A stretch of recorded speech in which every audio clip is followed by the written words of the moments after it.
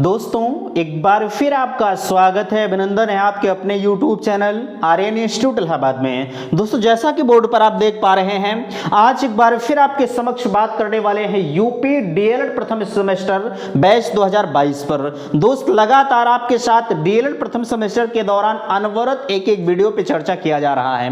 आप सभी से मैं निवेदन करना चाहूंगा कि अगर चैनल पर पहली बार विजिट कर रहे हैं तो प्लीज चैनल को सब्सक्राइब जरूर कीजिएगा। देखिए सबसे ऊपर लिखा जा रहा है आपके समक्ष, आप सभी को मोटिवेट करने के लिए, मुश्किल नहीं है इस दुनिया में कुछ भी, तू जरा हिम्मत तो कर।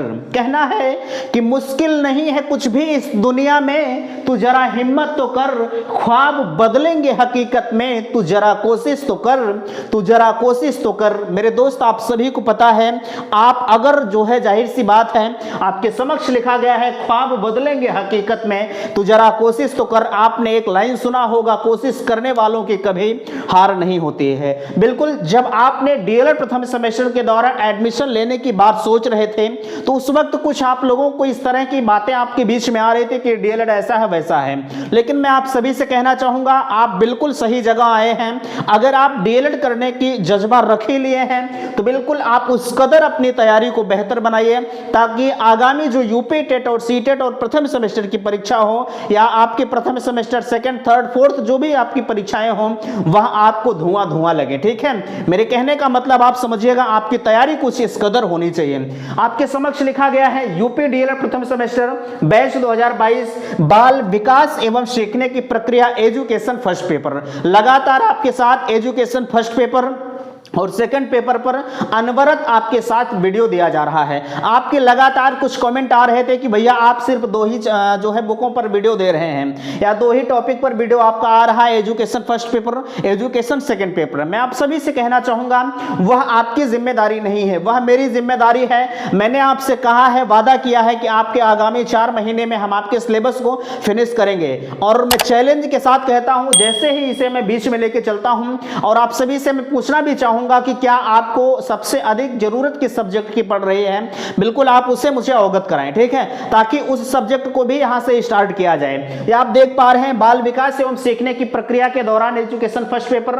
आज का जो टॉपिक हमारा है तर्क मींस रीजनिंग, कभी कभी आपसे पूछ लिया जाता है।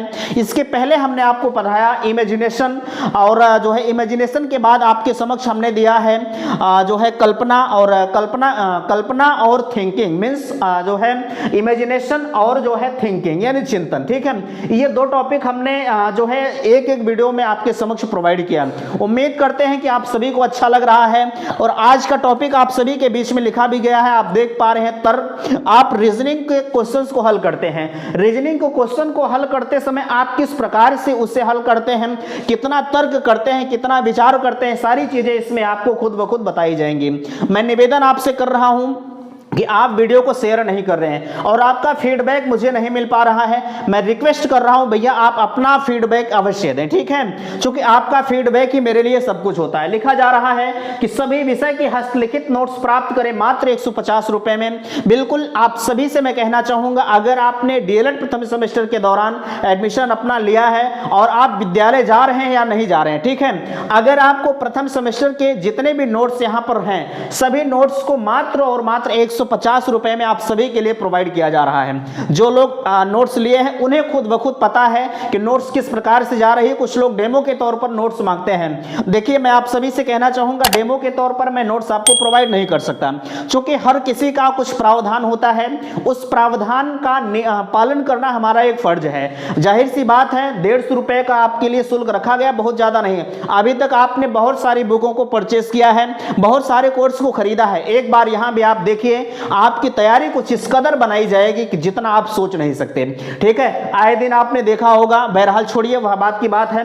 नीचे लिखा जा रहा है नोट संबंधी समस्या समाधान के लिए आपके पास जो है संपर्क नंबर दिया गया है 9452331053 पर। आपको किसी भी प्रकार की अगर समस्या होती है तो आप डायरेक्टली व्हाट्सएप मैसेज करिए, समय रहते हुए आपके मैसेज का रिप्लाई जरूर दिया जाता है। ठीक है, तो बहरहाल चलिए आज के इस टॉपिक में हम आपसे चर्चा करेंगे तर्क मींस रीजनिंग पर। और आप सभी से मैं फिर से पूछना चाहूंगा, आपको सबसे अत्यधिक किस सब्जेक्ट की जरूरत पड़ रही है, आप उसे मुझे अवगत कराएं ताकि उसे भी स्टार्ट किया जा सके। ठीक है, तो चलिए हम चलते हैं अपने मोबाइल के स्क्रीन पर। वीडियो को लाइक कीजिएगा, शेयर कीजिएगा। अच्छा, मैं फिर से कहूंगा, आप वीडियो को शेयर नहीं कर रहे हैं, वीडियो को शेयर करें ताकि उस शेयर से जो है हमारा भी कुछ मोटिवेशन हो। ठीक है, तो चलिए हम लेके चलते हैं सीधे तौर पर मोबाइल के स्क्रीन पर, जहां से सारी चीजें आपको खुद ब खुद नजर आती हैं। तो दोस्तों, अब हम आ चुके हैं अपने मोबाइल की स्क्रीन पर, जहां से बेहतरीन तरीके से आप देख पा रहे हैं एजुकेशन सेक फर्स्ट पेपर तर्क नामक टॉपिक पर हम आपसे चर्चा कर रहे हैं। तर्क आप सभी मीन्स रीजनिंग हम उसको कह सकते हैं। आप सभी ने रीजनिंग के बारे में पहले से भी परिचित हैं, लेकिन हम उसकी परिभाषा आप सभी को बताना चाहेंगे। आखिरकार आप सभी के मन में जब कोई नया शब्द आता है तो उसके अर्थ को जानने के लिए बिल्कुल आपके मन में उत्सुकता जरूर जागृत होती है।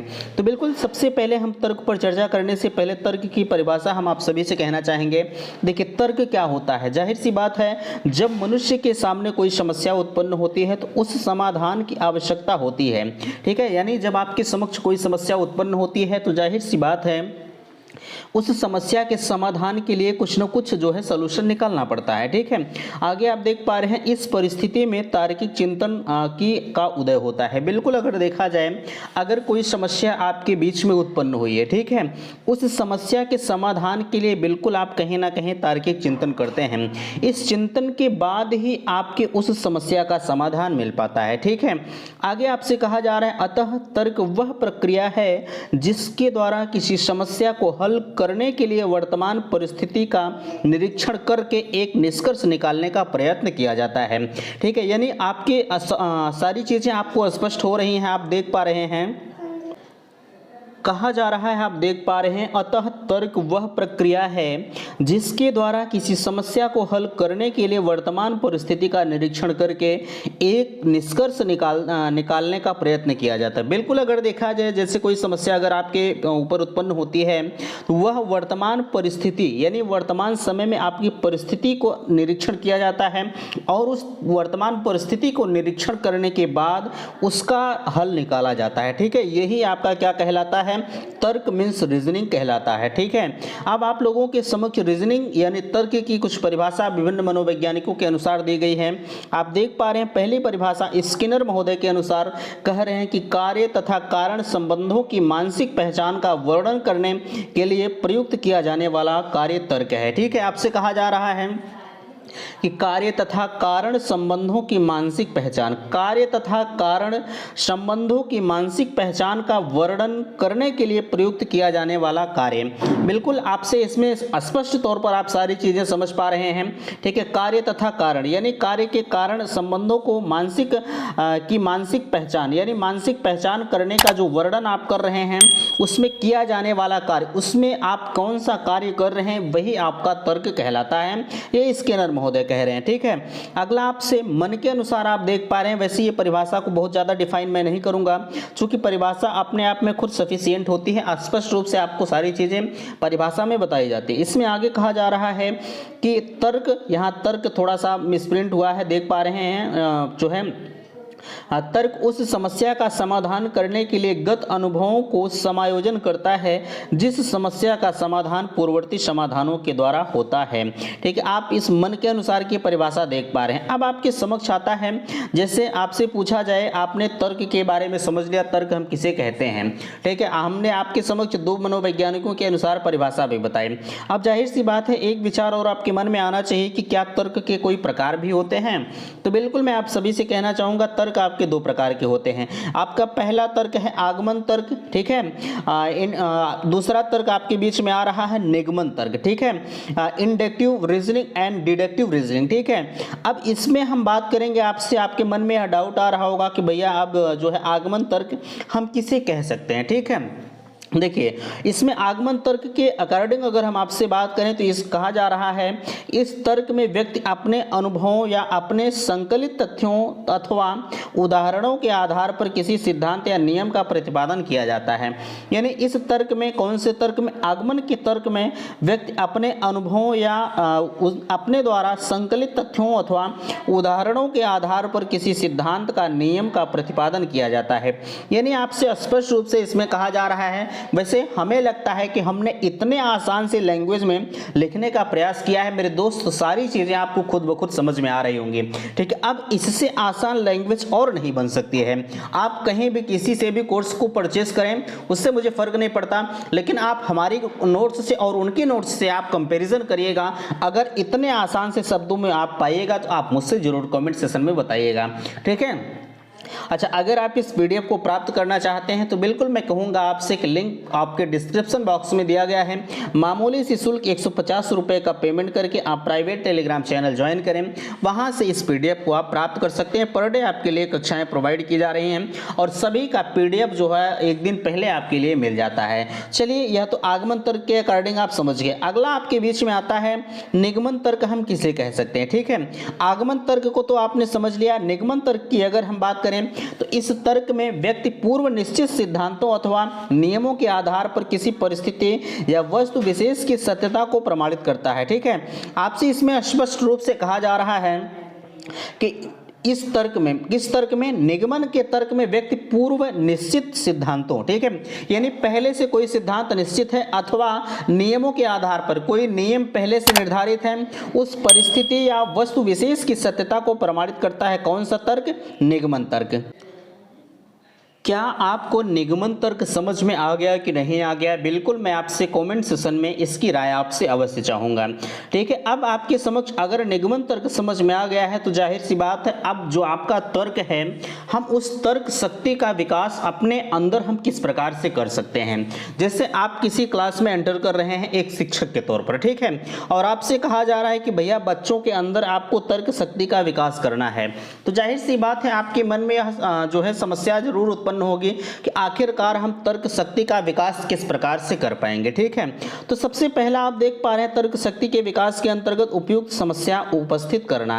जैसे आपने रीजनिंग के क्वेश्चंस को हल किया होगा, ठीक है, जब आप रीजनिंग के क्वेश्चंस को हल करते हैं तो वहां कहीं ना कहीं आपके सामने एक चुनौती होती है, हम उस चुनौती को किस प्रकार से निपटाएं। ठीक है, आगे इसमें कहा जा रहा है उपयुक्त समस्या उपस्थित करना। जाहिर सी बात है अगर आपके समक्ष कोई समस्या उत्पन्न होती है तभी आप उस पर तर्क वितर्क करते हैं। ठीक है, क्या यह समझ पा रहे हैं कि नहीं पा रहे हैं?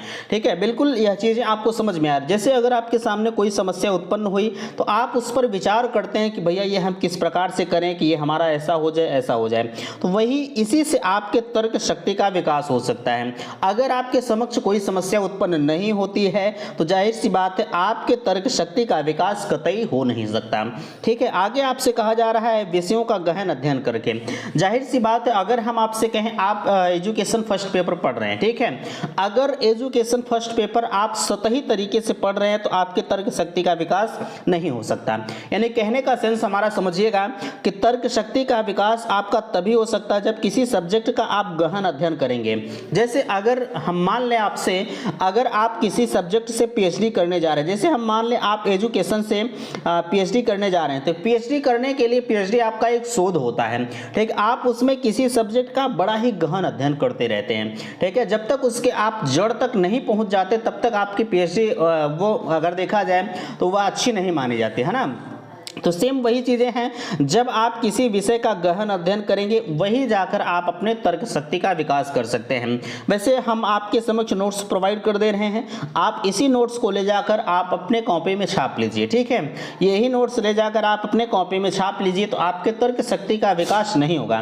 किसके तर्क शक्ति का विकास हो रहा है? वो हमारे तर्क शक्ति का विकास हो रहा है, क्योंकि हम वही चीज़ें खुद ब खुद अपने हैंड रिटन हमने खुद सोच समझ कर ये सारी चीज़ें लिखा है। इस वजह से आपके तर्क शक्ति का विकास ना होकर के वो हमारे तर्क शक्ति का विकास हो रहा है। आप तो नकल सामग्री पा रहे हैं, उसी से आप छाप रहे हैं। ठीक है, ये सारी चीजें आप समझ पा रहे हैं। ठीक है, अगला आपसे कहा जा रहा है अन्वेषण प्रवृत्ति के द्वारा। कोई चीज जब आप खोज करते हैं, ठीक है, कोई चीज जब आप खोज करते हैं उस खोज में आपके द्वारा तर्क शक्ति का विकास किया जाता है। जैसे जब किसी चीज का कोई साइंटिस्ट खोज करता है उस पर बड़ा ही तर्क वितर्क होता रहता है कि यार इसे कैसे करें, ऐसा हो तो क्या ये संभव हो सकता है, क्या यह अच्छा हो सकता है। इस तरह के विचार करने से आपके तर्क शक्ति का विकास होता है। ठीक है, बिल्कुल ये सारी चीजें आप समझ पाए हैं। अगर आपको कहीं समस्या है तो बिल्कुल मैं आप सभी से कहना चाहूंगा, लेक्चर आज आपका छोटा जरूर है लेकिन इस तर्क नामक टॉपिक से आपसे क्वेश्चंस हमेशा पूछे गए हैं। ठीक है, उम्मीद करते हैं कि बातें आप सभी को समझ बातें आप सभी को समझ में आए होंगे। प्लीज़ मैं निवेदन आपसे करूंगा कि वीडियो को लाइक कीजिएगा, शेयर कीजिएगा और चैनल को सब्सक्राइब कीजिएगा। वीडियो समाप्त करते हैं। थैंक्स, धन्यवाद।